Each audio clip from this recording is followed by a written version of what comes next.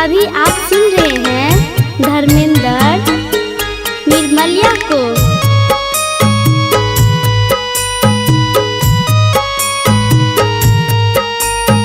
Music by राजा गोविंद।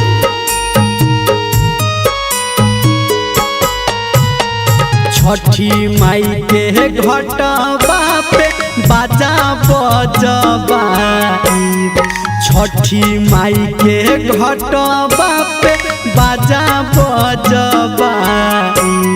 होई है ललनमा तो अर्घ देवे आईब।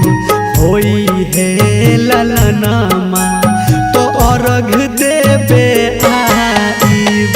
छठी माई के घटवा पे बाजा बजबाईब। छठी माई के घटवा पे बाजा बजबाईब। होई है ललनमा तो अर्घ देवे आईब। होई है ललनमा तो अर्घ देवे आईब।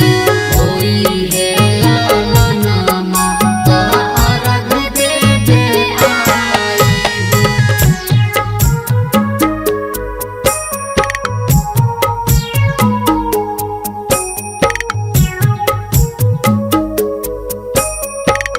माँ गायत्री रिकॉर्डिंग स्टूडियो।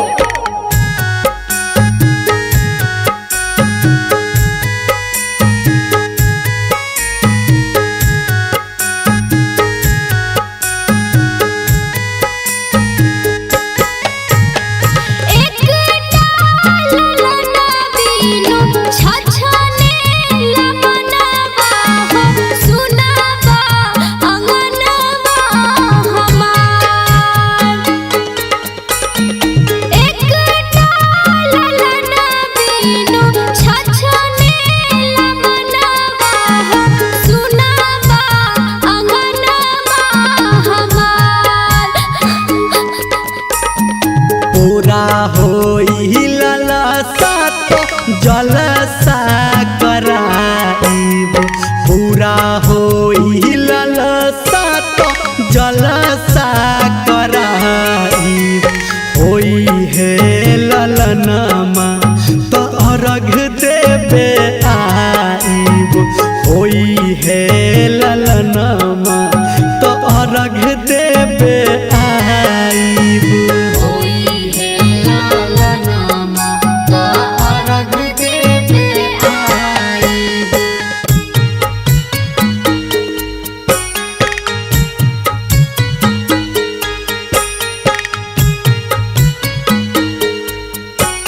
अभी आप सुन रहे हैं धर्मेंद्र निर्मलिया को।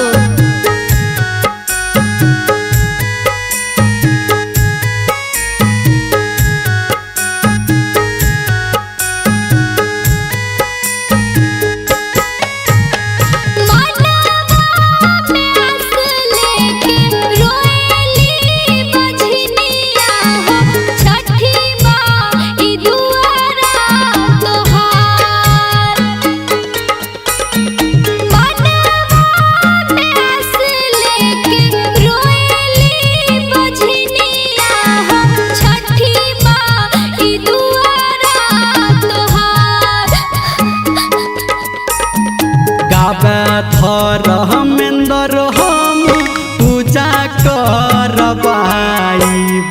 गावनी रहमलिया हम पूजा करबाईब।